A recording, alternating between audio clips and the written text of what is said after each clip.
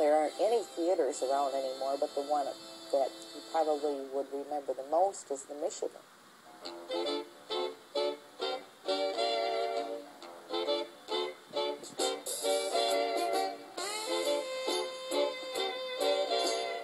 The Michigan was a newer theater. It was almost, the arcade part was almost a predecessor to on a small scale to our malls today, because it was all enclosed.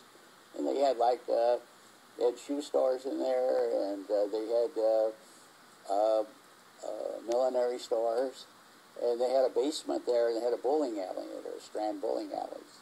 A long foyer, the lobby that they had, and how you went back to the rear of that huge arcade, and to get to the theater, and it was kind of a nice place to just get in, because it wasn't just a show, a theater. I mean, going into it and all the ads and things that they would have displayed all along the foyer, were just nice things to see.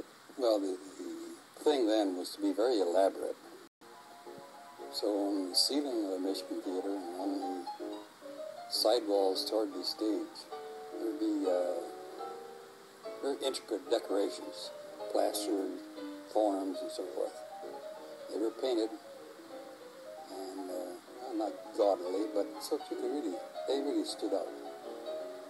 And they remodeled it. And I remember, and when it reopened, a friend of mine got to work for the stage journal, got to see it opening night. They just invited certain people.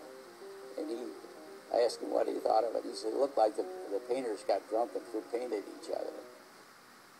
And then they had the old pipe organ down there, which is a true pipe. It was on a lift, so that you would push a button or do something to make the hydraulic lift, bring it right up. So it could be concealed down below the level, so that you could not see it from the stage or from the house. It would come up to the level, so that usually they came out playing also. And they would suddenly appear, they put lights on it.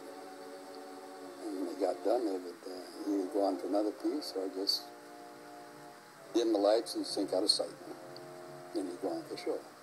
They would play the organ on Sunday nights before the 7 o'clock and the 9 o'clock show.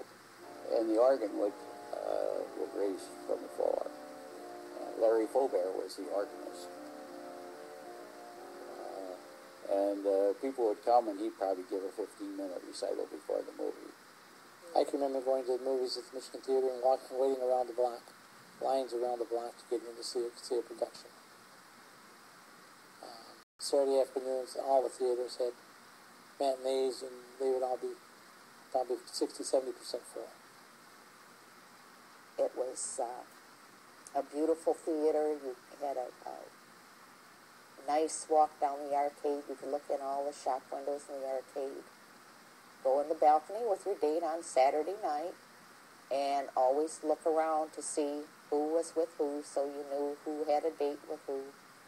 And if it was a special date, he would buy you a praline at the Carmacorn shop before you went into the theater.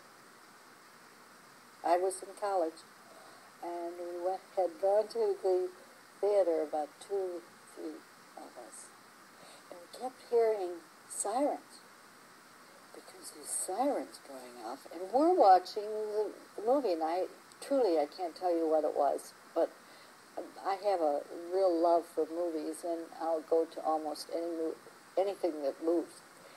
And we kept hearing these sirens, and I thought, oh boy, there is a fire. It's terrible, because they just kept going and going.